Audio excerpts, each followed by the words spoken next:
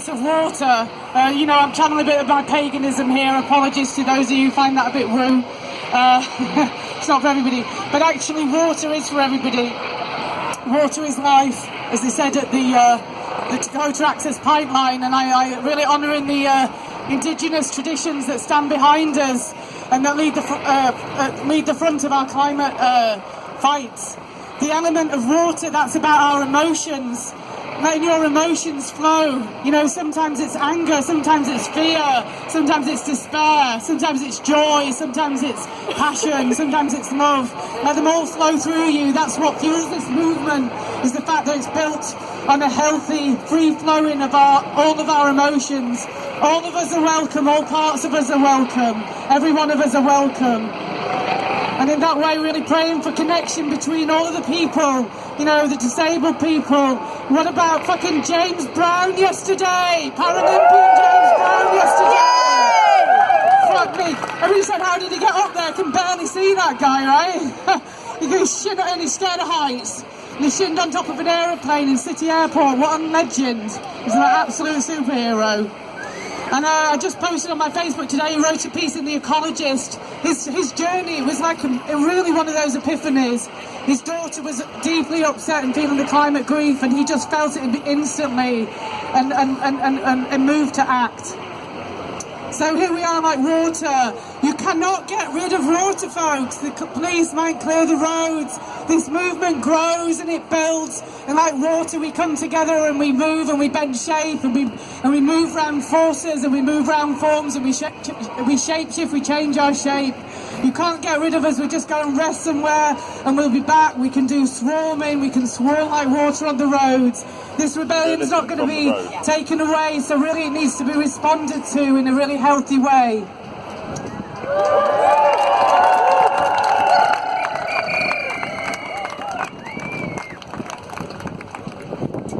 And this rebellion this time, in my opinion, is fundamentally about democracy. And as Dougal Hine, one of our elders in the movement, who went on the Dark Mountain to grieve with others, I think, in morphic resonance-like ways to call in the grief of these times, the Dark Mountain people. What Dougal Hine said is that this democracy is not working for us. And when people recognise there's a crisis, they'll move in one of two directions. The direction of more democracy or the direction of less democracy. The direction of less democracy is the direction of fascism. And it's already here and it's already happening. And what's happening right now is a predictable stage in our movement, and I do just want to share this with you. Some of the sisters have started to receive death threats. Some of the people that have been our spokespeople on the TV have had their Facebook pictures scraped, and they've had horrible things said about them. It's very to be expected, and it's going to happen more to people of colour. And it's going to happen more to people, to women. It's going to happen more to people if they're in some kind of, marginal community one way or another. And that's not to ask people of colour as spokespeople, but every person needs to think about the risk that they're taking. And the particular sister, she's a woman of colour who's had her death threats coming her way. And the other sister of colour who's had similar. They're just regrouping and thinking what that means to them. And you know, Joe Cox was murdered, and people who fight for social movements, they do get killed. None of us wants to be a martyr. None of us wants to be a martyr, right? But I want you to know that some of us accept that that's a possibility. I do. And I'm not trying to be melodramatic. I'm just letting you know publicly. And also we need to let these journalists know that when you just make an effort to not talk about the science, not talk about sensible policy making, not talk about what social movements are about, but just trying to rubbish people, make people look stupid online. When you talk about as extremists, you threaten us, you put our lives in danger. Yeah. So really asking journalists to start telling the truth.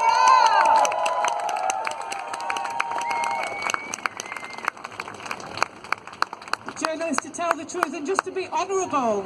The profession of journalism should be an honourable profession. It's being captured by the forces of neoliberalism. It's about clickbait, whatever gets the click. And if it's hungry, toxic, sad, traumatised, fascists that want to threaten people, it's clickbait. They don't seem to mind. They need to mind. They need to mind. Because when fascism comes forward, it threatens all of us. You know, first they come for the Jews, then they come for the disabled people, and they come for the left-wing people, and they come for the travellers, and they come for all of us. You know, so let's remember the threat of fascism, and let's resist that together. So this is about democracy. This is about a healthy, functioning democracy.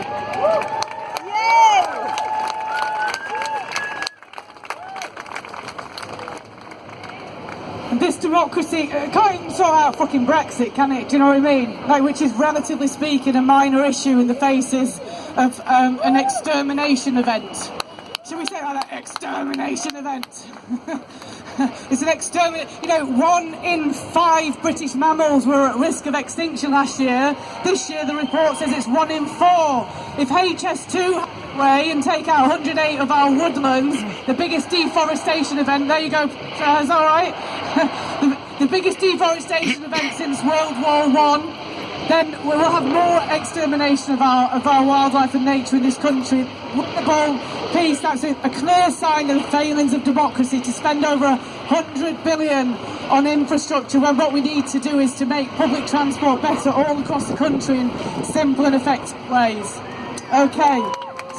Yay!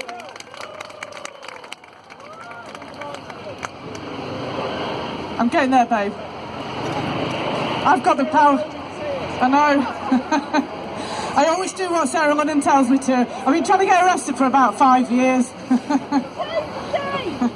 So, this is about democracy. And I think it's not for Extinction Rebellion to say what kind of democracy we want to see. But I think it is for the democratic organisations like Unlock Democracy, those fighting for better democracies, to join us in civil disobedience on the streets and to say that democracy is failing us right now. We do want to bring forward things like people's assemblies and citizens' assemblies into the mix. And so, this is about trusting ourselves and understanding that we are democracy. The power lies in the collective.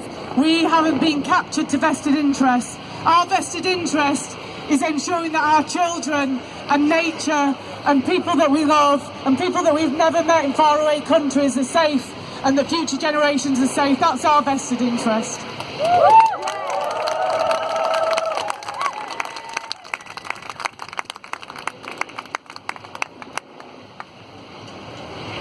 So, I don't know if I'm here to read out the emergency people's speech. It says begin reading from below. So always do what you say, Sarah. On the 1st of May 2019, the UK Parliament declared a state of climate and environmental emergency. Michael Gove said on behalf of the government, we recognise that it is an emergency. The next generation will face the consequence if we don't take action. More than 5 months later, there has been no action. Actually, there has been. They've been fracking. You know, they've been issuing new oil and gas licences. We found out that they're spending 2.5 billion in UK finance on fossil fuel infrastructure overseas. That's the action they've been doing. The government continues to fund the carbon economy and there is still no emergency plan. We are that next generation and we are all together with that next generation. And we will not lie down, leave them to face that consequence alone. Countless people have already been displaced from their homes. Countless people are already dying from conflict, malnutrition and disease born of the climate and ecological emergency. And here, let us not forget our historic moral responsibilities. Scientists predict that on our current path the world is likely to pass 4 degrees C of warming, leading to the collapse of civilization and death and suffering on an unimaginable scale. There will be no hiding place, unless you're one of them billionaires that built a bunker. You might get 5 extra years with cans of beans. I don't fancy that, do you? There will be no hiding place from such impacts in the UK or anywhere else. The scale and urgency of the is now our ultimate test. There is no time to lose. We people who have come together from all walks of life are now required to make what is in effect an emergency Queen's speech. Does that mean I'm the Queen? Don't do that to my fucking ego, I'll tell you, don't do that. Sorry, I can't help jamming like this, Sarah. I told you not to pick me. We demand to know, where are the government's emergency plans? The government has only paid lip service to our demands, which are to tell the truth and act as if it's real. To act now to halt biodiversity loss and reduce greenhouse gas emissions to net zero by 2025. To create and be led by the decisions of a citizens' assembly on climate and ecological justice. People from all around the country and from across society, communities connected to all regions of our planet, demanding authentic democracy, recognise that confrontational politics has been failing us and that we face a moment of crisis and of opportunity. We have gathered outside government departments in our thousands, convening emergency people's assemblies, because now is the time to rise up.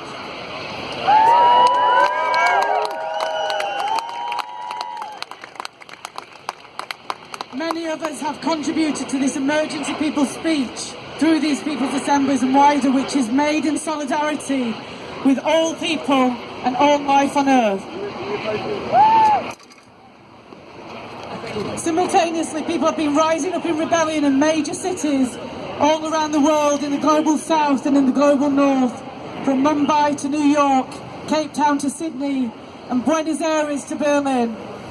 The UK led the world with the Industrial Revolution. Sorry, folks. I mean, it had its benefits, but, you know, it came with a few downsides. We demand now that it now step up as a world leader in repairing our burning planet.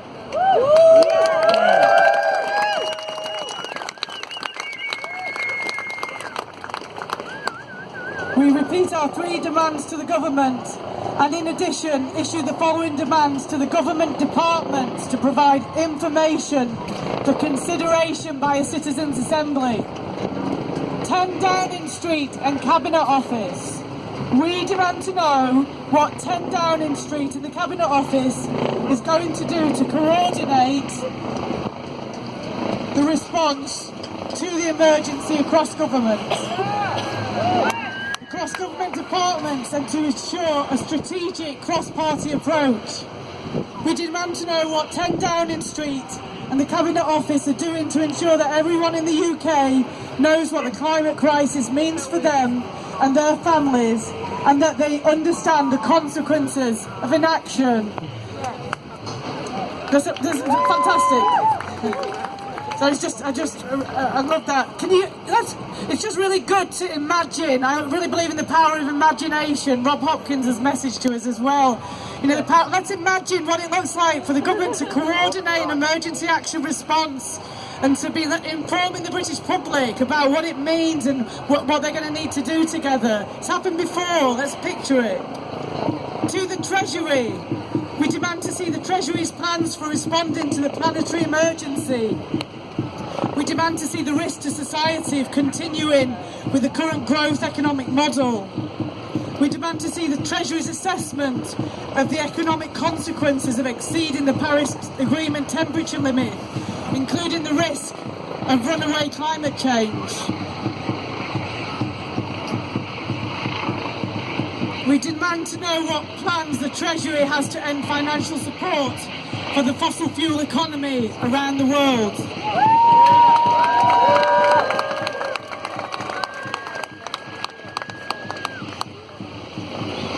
They're clinging on to an old paradigm, folks.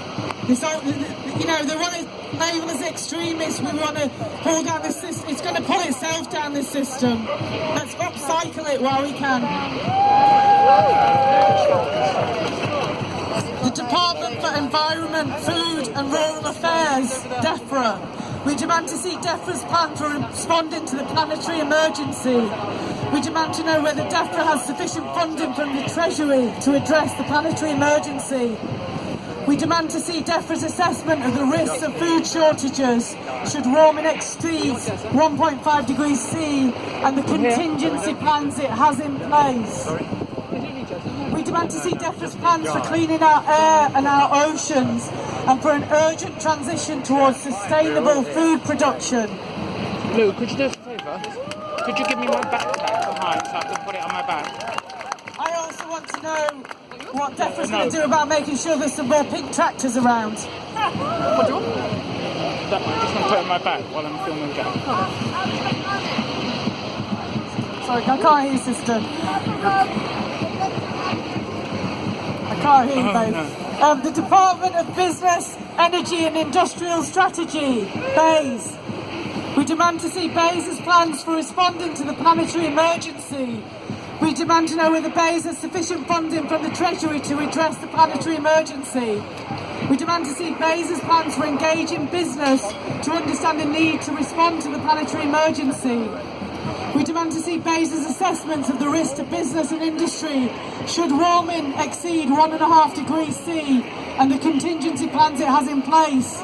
We demand to see BEIS plans for ensuring the UK leads the way on transitioning to a clean energy base and for creating good quality jobs for all those affected.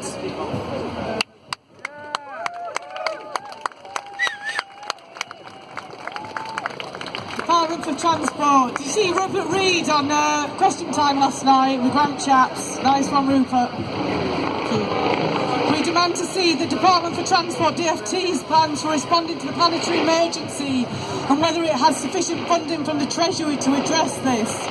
We demand to see DFT's assessment of how expanding aviation, progressing HS2 in a road building programme are consistent with an appropriate response to the planetary emergency, because basically we think it's full of fucking magical thinking. Didn't say that in there, obviously. We demand to see DFT's plans for a clean, safe transport system for our towns, cities and communities.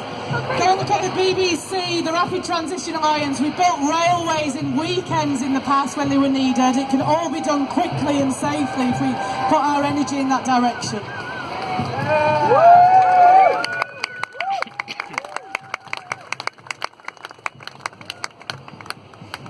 The Department for Digital Culture, Media and Sport. We demand to see the DDCMS's plans for ensuring the media tell the truth in accordance with the scientific evidence. And I'd like to add, just because you've got the power and you've got a microphone, I'd like to add that they do not have think tanks on without finding out where their funding comes from. That sport is done in a sustainable way, picking up Forest Green Rovers from Stroud in that way. The Department for Work and Pensions. We demand to see the DWP's plans for supporting a just transition for workers affected by the planetary emergency, including programmes of training and retraining, and also how they intend to reverse austerity or take care of the most vulnerable people during this transition, because frankly, the way the DWP treat disabled people at the minute is absolutely abhorrent.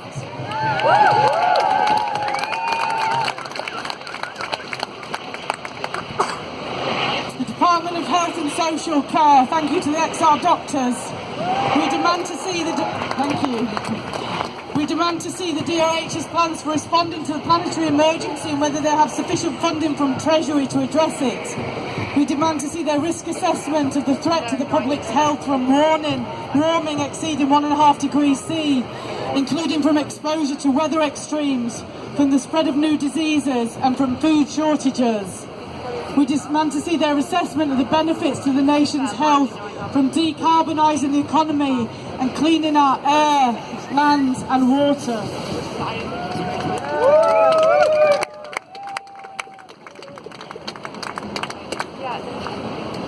The Ministry of Justice, and giving a cheer to the lawyers who declared rebellion this week.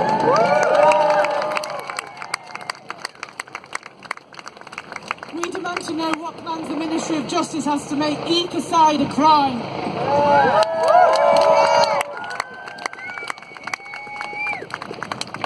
And to end the prosecution of those demanding action to safeguard our common future.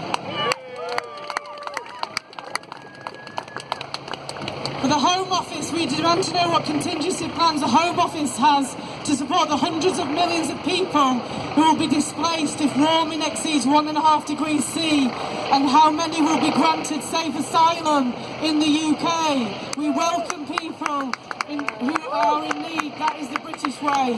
Well, it's not actually, is it, in all honesty, but it ought to be. It has been. The Ministry of Defence. I tell you what, the military know what this emergency is about. Some military people joined the rebellion and talk to us. We demand to know what contingency plans the MOD has in place to deal with the conflicts that will arise as more regions of the world become uninhabitable through the planetary emergency. And I'd like to say to the Ministry of Defence, you're not having my fucking sons for a war, ever. You're not having our children for a war, ever. You sort this out now. The Foreign and Commonwealth Office. We demand to know what the plans are to ensure the SDO's climate diplomacy staff will be adequately funded to deal with the planetary emergency. Can they stop funding fossil fuel infrastructure in other countries as well?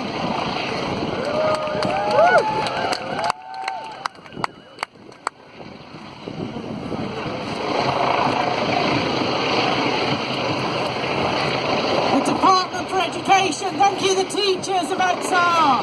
Educators.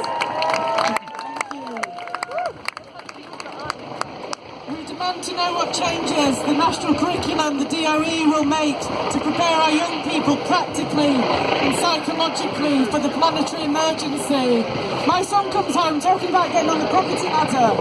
I was like, babe, it's fucked. Don't worry about it. We demand to know what plan to provide skills training and retraining required to deal with the planetary emergency.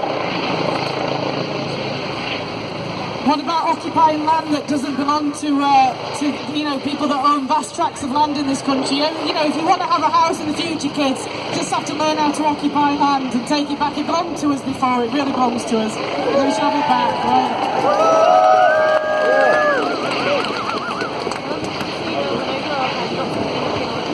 Department for International Development. DFID. Page, folks, you're alright.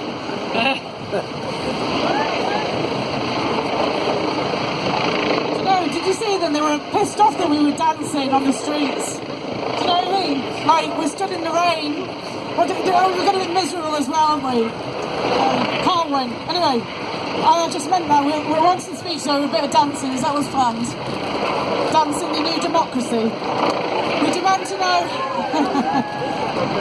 We demand to know how DFID will ensure principles of reparation, equity and justice underpin our support to the countries of the global south and others to mitigate and adapt to the planetary emergency. We demand climate justice now.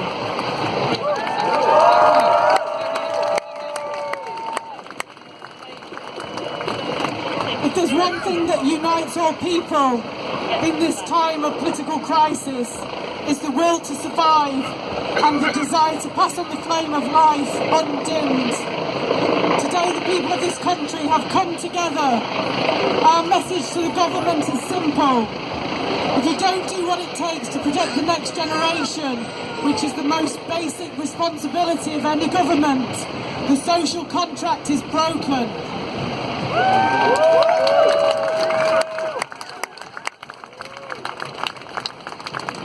When the driver has fallen asleep, it's time to take to the wheel. To inform the Citizens' Assembly, we demand that you tell us by the end of November, which will be 7 months from Parliament's declaration of emergency, where is your emergency plan? Thank you.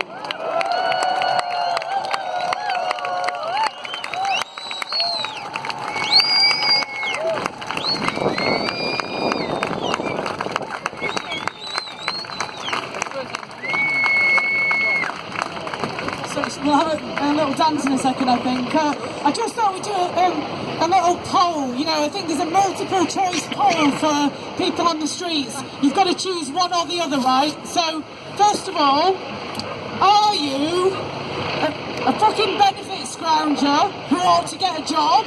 Get off the streets, you ought to get a job. Yeah. Or are you middle class and privileged so you can be on the streets? Which one is it? Dole scrounger or middle class and privileged? Yeah? Do you want to choose one or the other? Are you envious about the rich people? Or are you a fucking champagne socialist? Which one is it? Are you a hypocrite with your plastic cups and your TVs and using a bit of fossil fuel every now and again in your diet? Or are you a hair shirt wanting us back in the caves? Which one is it? You can't win, can you? Are you here because you're an ordinary person and you give a shit?